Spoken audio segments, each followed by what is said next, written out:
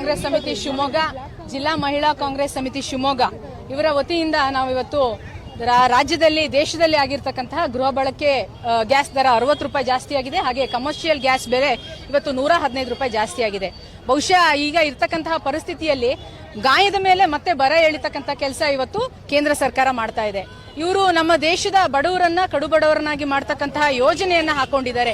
ಇವತ್ತು ಇವರಿಗೆ ಕೇಂದ್ರದ ಒಂದು ಅಧಿಕಾರವನ್ನು ಹೊತ್ತಂತ ಇವರಿಗೆ ಇವ್ರದೇ ಆದ ಒಂದು ಜವಾಬ್ದಾರಿ ಇದೆ. ದೇಶದಲ್ಲಿ ಆಗಿರ್ತಕ್ಕಂತಹ ನಮ್ಮ ಅಗತ್ಯ ವಸ್ತುಗಳ ಕಾಯ್ದೆ 1955 ಪ್ರಕಾರ ನಮ್ಮ ದೇಶದಲ್ಲಿ ಯಾವುದೇ ರೀತಿಯ ಅಗತ್ಯ ವಸ್ತುಗಳ ಕೊರತೆ ಬರಬಾರದು ಅಂತಕ್ಕಂಥ ಒಂದು ಕಾಯ್ದೆ ಈಗಾಗಲೇ ಜಾರಿಯಲ್ಲಿದೆ. ಅಂತ ಒಂದು ಕಾಯ್ದೆಯನ್ನ ಜಾರಿ ರೂಪಕ್ಕೆ ತರತಕ್ಕಂತಹ ಜವಾಬ್ದಾರಿ ಇವತ್ತು ಕೇಂದ್ರ ಸರ್ಕಾರದ್ದು.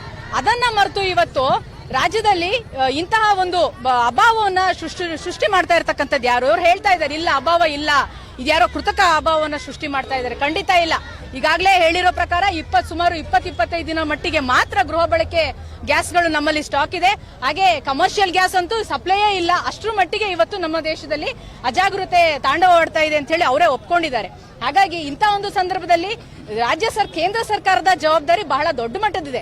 ನಿಮ್ಮ ಜವಾಬ್ದಾರಿ ಏನು? ನಮ್ಮ ದೇಶದಲ್ಲಿ ಇರ್ತಕ್ಕಂತಹ ಯಾವುದೇ ಒಬ್ಬ ಪ್ರಜೆಗೂ ಕೂಡ ಅನ್ಯಾಯ ಆಗಬಾರ್ದು.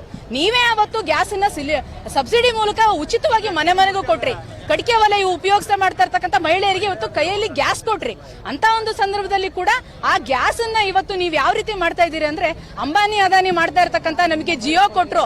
ಜಿಯೋ ಅವತ್ತು ಎಲ್ರಿಗೂ ಫ್ರೀ ಸಿಮ್ ಕೊಡೋದ್ರ ಮುಖಾಂತರ ಜನರಿಗೆ ಎಲ್ಲ ಕಡೆಗೂ ಜಿಯೋ ಸಿಮ್ ಅನ್ನ ಹಂಚಿದ್ರಿ. ಅದ್ರ ಜೊತೆಗೆ ಈಗ ಅದಕ್ಕೆ ಕರೆನ್ಸಿಯನ್ನ 700-800 ರೂಪಾಯಿ ಹಚ್ಬೇಕು. ಅದೇ ಪರಿಸ್ಥಿತಿ ಗ್ಯಾಸಿಗೂ ಕೂಡ ತಂದಿಟ್ಟಿದ್ದೀರಿ ಜನರಿಗೆ. ಇವತ್ತು ಪ್ರತಿಭಟನೆ ಅದೇನೆ. ನಮ್ಗೆ 60 ರೂಪಾಯಿ ಏನು ಗ್ಯಾಸ್ ಸಿಲಿಂಡರ್ ಜಾಸ್ತಿ ಆಗಿದೆ, ಇದು ಕಮರ್ಷಿಯಲ್ 115 ರೂಪಾಯಿ ಜಾಸ್ತಿ ಆಗಿದೆ. ಇದನ್ನ ನಿಮ್ಮ ಒಂದು ಯಾವ್ದಾದ್ರು ನಿಮಗೆ ನೈತಿಕತೆ ಇದ್ರೆ, ಕೇಂದ್ರ ಸರ್ಕಾರದ ಅಧಿಕಾರವನ್ನ ಹೊಂದಿದಿರಿ, ನಿಮ್ಗೆ ಯಾವ್ದೇ ರೀತಿಯ ನೈತಿಕತೆ ಇದ್ರೆ ಈ ಒಂದು ದರವನ್ನ ಇಳಿಸಿ ಸಾಮಾನ್ಯ ವರ್ಗದವರು ಕೂಡ ಇವತ್ತು ಒಲೆ ಹಚ್ಚಲಿಕ್ಕೆ ಸಹಾಯ ಮಾಡ್ಕೊಡಿ ಅಂತ ನಾನು ಈ ಮೂಲಕ ಕೇಳ್ಕೊಳ್ತಾ ಇದ್ದೀನಿ ಅಷ್ಟೇ.